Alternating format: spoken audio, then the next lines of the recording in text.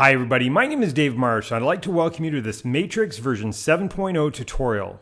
Now before I begin, I'd like to mention that because each MLS has slightly different requirements, the system that we'll be using during this tutorial may differ slightly from the one that you're currently working with. Nevertheless, the functionality is the same, and for the most part, whatever you see during this tutorial, you'll easily recognize in your own system. Now I'm going to take for granted that everyone knows how to log into the system, so we'll start by inserting our user ID and our password, then click Login to begin. Alright, today we're going to take a look at the new agent features that were introduced in Matrix 7.0. Now for the most part, these updates are centered around the new client portal, so if you're not already familiar with this feature, you should really begin by watching the following 4-minute client portal overview video. Next, we're going to configure the portal by first customizing our personal settings, and then we're going to select how often we'd like to be notified of a specific portal activity. To do this, I'm going to hover over the My Matrix tab, then choose My Information. Alright, so let's start off by branding our printed documents, our agent web page, and our client's portal by using a specific theme. And to do this, we're first going to click the Header and Footer tab, and then select a template. Now, if you'd prefer to only display your default contact information and not use a background image as part of your branding, then you can either choose the no header and footer option or build on that using the basic template. But again, for this example, we're going to choose one of the many templates that already include a default image and color scheme. Alright, so let's begin by first adding our agent photo, as well as any additional details that we'd like to see pulled from the Information tab. Now below that, we're going to click the Custom Colors option to slightly modify the default color scheme, starting with changing the contact information background from transparent to mostly transparent. And while we're at it, let's change the default color as well. Now below that is the branding or contact information text color. And link colors apply to any email or website address that you also choose to include as part of your branding. But for this example, we'll keep the default colors as they were. The banner background color allows us to change the color displayed behind the header image itself. This color will only be visible to your customer if their screen resolution is wider than the actual banner image, or if you choose not to use an image in your header. Now after all of that, if you prefer to use a different theme, simply click the different banner link to return to the image options. Or click the upload link to use a custom 1600 by 120 pixel GIF or JPEG image of your own. Alright, with my agent header now configured, I'm also going to choose to include a footer as part of my printed documents. And just like the header, we now have the option of choosing the specific contact information to display, as well as which colors we'd like to customize. And with that, either click the Save button or start over by resetting the template to its defaults. Alright, so keeping with our portal configuration, let's click the Portal Profile tab to select the specific content that we'd like to see appear in the portal's Agent Information section. And we're going to start off by including a photo.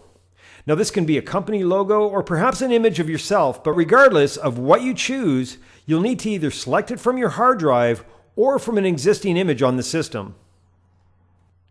Below that is our portal greeting, and this can be anything from a friendly welcome message to a brief bio about yourself or your company.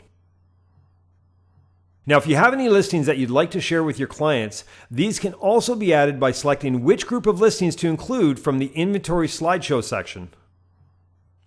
To embed a personal introduction or perhaps a property video from YouTube, simply copy the address, then paste it into the video section's URL text box. Alright, in this final panel, we're going to select the information that we'd like to see appear in the contact section of our portal's My Agent page. And again, these are the details that are pulled directly from our Settings Information tab, so you want to ensure that the information that you've entered there is correct. Alright, so once this page is configured and the panels that you want to see are enabled, click the Save button to update the portal. Now before we leave the My Information section, one last tab that you may want to update is the Agent web page. And for the most part, not much here has changed, but because your agent web page is now built on the same framework as your new client portal, you now have the option of choosing which information that you'd like to include on the About Me page. Now, if you're currently using the Matrix IDX on your business or personal website, then you may also want to take advantage of the new 7.0 responsive map design by returning to the settings section and then clicking on the IDX configuration link. And from here, you'll need to update the existing iframe values on your website from fixed pixel-based dimensions to the more fluid percentage ones. By doing this, map searches will no longer be restricted to a fixed area on your website. They'll expand to accommodate the full dimensions of your page. All right, so in the final part of this tutorial, we're going to complete our portal configuration by selecting how and when we would like to be notified of specific activity in our customer's portal. And to do this, we're going to return to the settings section, then click on the portal notification settings link. Now, as the name suggests, this is an area where we can choose to be notified when a client visits their portal, saves a favorite, removes a favorite, saves a possibility, removes a possibility, adds a note, saves a search, or visits their portal for the very first time. So for this example, let's assume that I'd like to be notified each time one of my customers visits their portal for the first time. I'd also like to know when they save a custom search or add a brand new note to a listing. And I'd like to be notified as soon as possible by having an email notification sent to whatever email address I currently have registered with my board or my association. All right, for the second example, I've just decided that I'd also like to be notified whenever any of my customers visits their portal in general. But instead of being notified by email, this time I'm going to choose to be notified as soon as possible by text.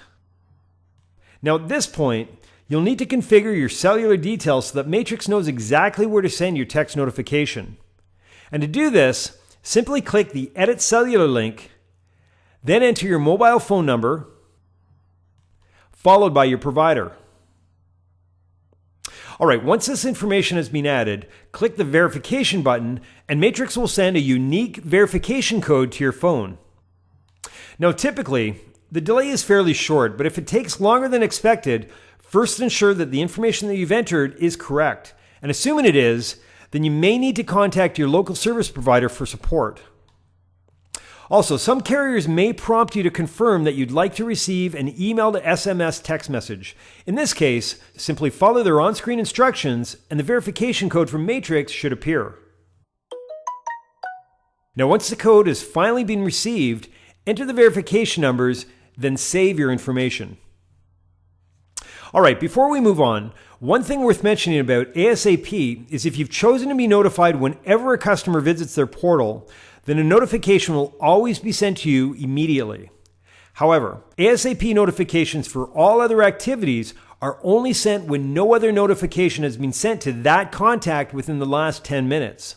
For example, let's assume that my customer Dwayne has just visited his portal for the very first time, and I'm immediately notified of this by email.